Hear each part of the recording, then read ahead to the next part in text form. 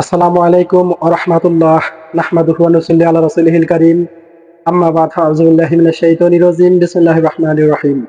সমস্ত প্রশংসা একমাত্র আল্লাহ তাআলার জন্যই, যেই মহান রব্বুল আলামিনের প্রশংসা সর্ব অবস্থায় করতে হয়। সুখে এবং দুঃখে ধৈর্য ধারণ করে সুখের সময় আল্লাহ তাআলার সার্বক্ষণিক প্রশংসা করতে হয়। সেই মহান রব্বুল আলামিনের প্রশংসা করছি, আলহামদুলিল্লাহ। শান্তি বর্ষিত হোক সেই প্রিয় নবীর উপরে, যার সুপারিশ ছাড়া জান্নাতে যাওয়া বা পরকালে নাজাত পাওয়া সম্ভব নয়। ঘটে গেল সেই বাংলাদেশের ইতিহাসে আবারও একটি অনাকাঙ্ক্ষিত সেই মাইক্রোবাস দুর্ঘটনায় সেই ওমান প্রবাসী এক পরিবারের 7 জন নিহত হয়েছে। সেই মাইক্রোবাস দুর্ঘটনা হয়ে ডুবে গিয়ে 7 জন এক পরিবারের এভাবে নিহতদের স্বজনরা কান্না ভেঙে পড়ে এবং কি পুরো এলাকায় শোকের ছায়া নেমে আসে। আমরাও সেই ভারাক্রান্ত হৃদয় নিয়ে শোক প্রকাশ করছি। সেই সঙ্গে সেই মৃতদের রুহে মাগফিরাত কামনা করছি মহান প্রভুর দরবারে। আল্লাহ তাআলা যেন তাদেরকে ক্ষমা করে দেন, তাদের কবরকে যেন শান্তিময় করে দিন, তাদেরকে যেন আল্লাহ তাআলা জান্নাত দান করুন। মৃতদের স্বজনদের উদ্দেশ্যে সান্ত্বনার বাণী উল্লেখ করছি, যেটা রাসূল সাল্লাল্লাহু আলাইহি সাল্লাম উল্লেখ করেছেন। রাসূল সাল্লাল্লাহু আলাইহি সাল্লাম বলেছেন কয়েক শ্রেণীর শহীদদের সম্পর্কে। তার মধ্যে এক শ্রেণীর শহীদ হচ্ছে যারা পানিতে ডুবে মৃত্যুবরণ করে, তারাও শহীদের মর্যাদা পাবে ইনশাআল্লাহ। অতএব আমরা জানতে পারলাম যে মাইক্রোবাসটি নিয়ন্ত্রণ হারিয়ে সেই নোয়াখালীর এলাকায় এসে পানিতে ডুবে এই 7 জন মানুষ সেখানেই নিহত হয় বা মৃত্যুবরণ করে। আল্লাহ তাআলা তাদেরকে যেন জান্নাত দান করেন। আশা করি ইনশাআল্লাহ তারা শহীদের মর্যাদা পাবেন, কারণ রাসূল সাল্লাল্লাহু আলাইহি ওয়াসাল্লাম উল্লেখ করেছেন যারা পানিতে ডুবে মারা যায় তারা শাহাদাত বরণ করবে ইনশাআল্লাহ। সেই সঙ্গে আমি সেই ড্রাইভার ভাইকে উদ্দেশ্য করে বলতে চাই যে আপনি একটি চরম ভুল করেছেন, কারণ আপনাকে বারে বারে বলা হচ্ছিল যে আপনি গাড়ি সাইড করে আপনি ঘুমিয়ে নেন বা একটু রেস্ট নেন, কিন্তু আপনি কারো কথা শোনেননি। এটা একটি বড় ধরনের আপনার চরম ভুল করেছেন। সব সময় গাড়ি চালাবেন নিয়ন্ত্রণে রেখে।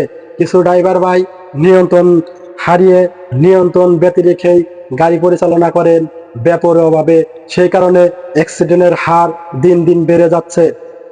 ড্রাইভার ভাইদের উদ্দেশ্যে আমার গুরুত্বপূর্ণ কিছু কথা, সেটি হচ্ছে আপনারা গাড়িতে উঠেই ড্রাইভিং শুরু করার আগেই, স্টার্ট করার আগেই আগে গান বাজনা চালিয়ে দেন। চিন্তা করে দেখুন, এই হারাম অন ইসলামিক গান বাজনা, যেটা ইসলাম সমর্থন করে না, সেই গান বাজনা চালানোর মাধ্যমে আপনি যাত্রা শুরু করতে যাচ্ছেন এবং গান বাজনা যে চালিয়ে আপনি এত বড় রিক্সি যানবাহন নিয়ে আপনি রোটে ঘাটে চলে বেড়ান, এতগুলো প্রাণ নিয়ে আপনি রোটে ঘাটে চলে বেড়ান। সবসময় আল্লাহ তাআলাকে স্মরণ করবেন এবং রাসূল সাল্লাল্লাহু আলাইহি ওয়াসাল্লামের দরুদ পড়ার পরিবর্তে আপনি গান বাজনা বাদ্যযন্ত্র অন ইসলামিক কেন এগুলো শোনেন? অতএব মনে রাখবেন, আপনি সার্বক্ষণিক আল্লাহ এবং আল্লাহ রাসূলকে স্মরণে রাখবেন, রাসূলুল্লাহ সাল্লাল্লাহু আলাইহি ওয়াসাল্লামের উপর দরুদ পড়বেন এবং আল্লাহ তাআলার কোরআন সুন্নাহর আলোকে যারা আলোচনা করে, যদি শুনতেই হয় তাহলে কোরআন সুন্নাহর আলোচনা শুনবেন। পবিত্র কোরআন এবং সহিহ হাদিস ভিত্তিক যারা আলোচনা করে সেই আলোচনাগুলো চালিয়ে শুনবেন, যাত্রীরাও শুনবে। এতে করে আল্লাহ এবং আল্লাহ রাসূলকে তারা স্মরণে রাখতে পারবে, কোরআন সুন্নাহর বিধিবিধানগুলো তারা জানার সুযোগ পাবে। বিপরীত আপনারা গান বাজনা চালিয়ে দিয়ে বসে থাকেন, এত বড় একটি রিক্সা যানবাহনের কাজ, যেখানে মুহূর্তের মধ্যে মারাত্মক অ্যাক্সিডেন্ট হয়ে আপনি মৃত্যুর কোণে ঢলে পড়তে পারেন, মৃত্যুবরণ করতে পারেন, মুহূর্তে লাশে পরিণত হতে পারেন। এই অবস্থায় আপনি আল্লাহ তাআলাকে ভয় করতে ভুলে থাকেন, এটা কখনো করবেন না। আর অসংখ্য গাড়ি পিছনে সতর্কতামূলক লেখা রয়েছে যে চোখে ঘুম নিয়ে গাড়ি চালাবেন না। কেন আপনি এত বড় ভুল করতে যান? যদি আপনার চোখে ঘুম থাকে, মাথায় ঠিক মতো কাজ করে না, মস্তিষ্কে ঠিক মতো কাজ করে না, ফলে আপনি অ্যাক্সিডেন্টের হার ব্যাপকভাবে সম্ভাবনা থাকে। খুব দ্রুত গাড়ি চালাবেন না, এত করে অ্যাক্সিডেন্টের হার বেশি হওয়ার সম্ভাবনা থাকে। দেখুন, অনাকাঙ্ক্ষিত ঘটনা কখনো বলে কয়ে আসে না, অ্যাক্সিডেন্ট কখনো বলে কয়ে আসে না। সেজন্য সর্বদা আপনি দোষ আপনি এড়িয়ে চলবেন।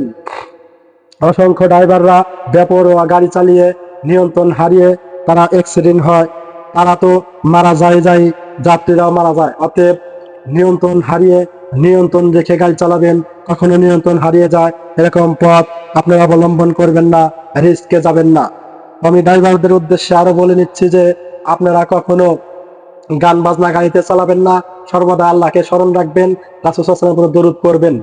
আর প্রবাসী ভাইদের পরিবারদের উদ্দেশ্যে বলবো যে সবগুলো মানুষ, আপনার পরিবারের সব মানুষ একত্রিত হয়ে আপনি তাকে রিসিভ করতে যাওয়ার কি প্রয়োজন? এভাবে বিনা প্রয়োজনে বাড়ি ত্যাগ করা উচিত নয়। অতএব প্রয়োজন ছাড়া বাড়ি ত্যাগ করবেন না, বিশেষ প্রয়োজনে 2-4 জন বা 2-3 জন বিশেষ লোক গিয়ে তাকে যদি রিসিভ করে আনতো, তাহলে তো এভাবেই 7 জন একত্রে এক পরিবার মরতে হতো না হয়তো। আল্লাহ তাআলা আলাম, আল্লাহ ভালো জানেন কখন কোন অনাকাঙ্ক্ষিত ঘটনা ঘটে যায়, সেটা তো আল্লাহ তাআলাই ভালো জানেন। কিন্তু আমরা আমাদের যথাসাধ্য চেষ্টা করব, সতর্কতা অবলম্বন করব।